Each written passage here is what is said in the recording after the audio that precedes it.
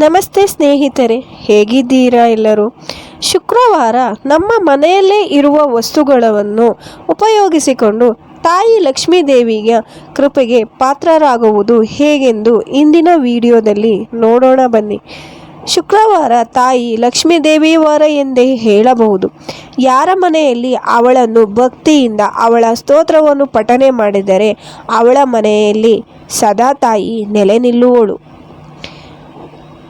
ಮನೆಯಲ್ಲಿ ಮಹಾಲಕ್ಷ್ಮಿ ಶಂಖವನ್ನು ನಿರಂತರವಾಗಿ ಪೂಜಿಸಿದರೆ ಲಕ್ಷ್ಮೀ ದೇವಿಯು ಸಂತೋಷವಾಗಿ ಇರುತ್ತಾಳೆ. ಅಂಥ ಮನೆಯಲ್ಲಿ ಸಂಪತ್ತು ಮತ್ತು ಸಮೃದ್ಧಿಯ ಕೊರತೆ ಉಂಟಾಗುವುದಿಲ್ಲ.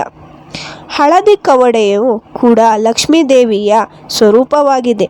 ಇದನ್ನು ಲಕ್ಷ್ಮೀ ದೇವಿಯ ಪಾದದಡಿಯಲ್ಲಿ ಇಟ್ಟು ಪೂಜೆ ಮಾಡಬೇಕು. ಇದರಿಂದ ಧನದ ಸಮಸ್ಯೆಯು, ಹಣಕಾಸಿನ ಸಮಸ್ಯೆಯು ಕಡಿಮೆ ಆಗುವುದು. ಲಕ್ಷ್ಮೀ ಮಾತೆಗೆ ಕೇಸರಿ ಬಾತ್, ಹಳದಿ, ಬಿಳಿ ಸಿಹಿ ತಿಂಡಿಗಳ ನೈವೇದ್ಯ ಇಡಬೇಕು. ಇದರಿಂದ ತಾಯಿ ಸಂತೋಷವಾಗುತ್ತಾಳೆ.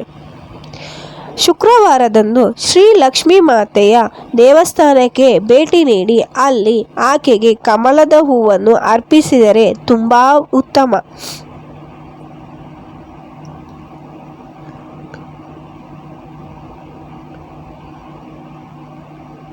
ಮನೆಯಲ್ಲಿ ಸಂಪತ್ತು ಮತ್ತು ಸಮೃದ್ಧಿಯನ್ನು ಹೊಂದಲು ಬಾಳೆ ಗಿಡದ ಪೂಜೆಯನ್ನು ಮಾಡಬೇಕು.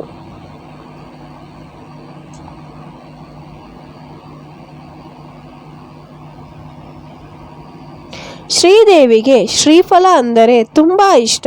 ಅದರ ಜೊತೆಗೆ ಖೀರ್, ಸಿಹಿ ತಿಂಡಿ, ದಾಳಿಂಬೆ, ಪಾನ್ ಈ ಪ್ರಸಾದವನ್ನು ಮಾಡಿ ಬಡವರಿಗೆ ಭೋಜನ ನೀಡಿದರೆ ತಾಯಿ ಲಕ್ಷ್ಮಿಯು ಬೇಗ ಒಲಿಯುತ್ತಾಳೆ. ಮನೆಯ ಮುಂದೆ ಸದಾ ರಂಗೋಲಿಯನ್ನು ಹಾಕಬೇಕು. ಇದರಿಂದ ಆಕೆಯ ಅನುಗ್ರಹ ನಮ್ಮದಾಗುತ್ತದೆ. ಇನ್ನು ಸಂಜೆಯ ವೇಳೆ ಮುತ್ತೈದೆಯರು ಮನೆ ಬಾಗಿಲಿಗೆ ಬಂದರೆ ಅವರಿಗೆ ಅರಿಶಿನ ಕುಂಕುಮವನ್ನು ನೀಡಬೇಕು.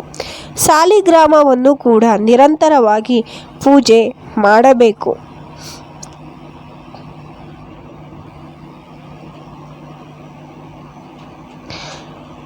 ಪ್ರತಿಯೊಬ್ಬರ ಮನೆಯು ಸ್ವಚ್ಛವಾಗಿರಬೇಕು. ಇದರಿಂದ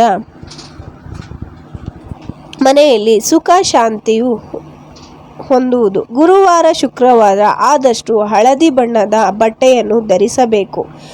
ಯಾವುದೇ ಕಾರಣಕ್ಕೂ ಮನೆಯಲ್ಲಿ ಇರುವ ಮಹಿಳೆಯರಿಗೆ ಅವಮಾನ ಮಾಡಬಾರದು. ಅವರ ಎಲ್ಲ ಆಸೆಗಳನ್ನು ಈಡೇರಿಸಬೇಕು. ಇದರಿಂದ ಲಕ್ಷ್ಮೀ ಮಾತೆಯು ಯಾವಾಗಲೂ ಸಂತೋಷವಾಗಿರುತ್ತಾಳೆ. ಧನ್ಯವಾದಗಳು. ಈ ವಿಡಿಯೋ ಇಷ್ಟವಾದರೆ ದಯವಿಟ್ಟು ಸಬ್ಸ್ಕ್ರೈಬ್ ಹಾಗೂ ಲೈಕ್ ಮಾಡಿ.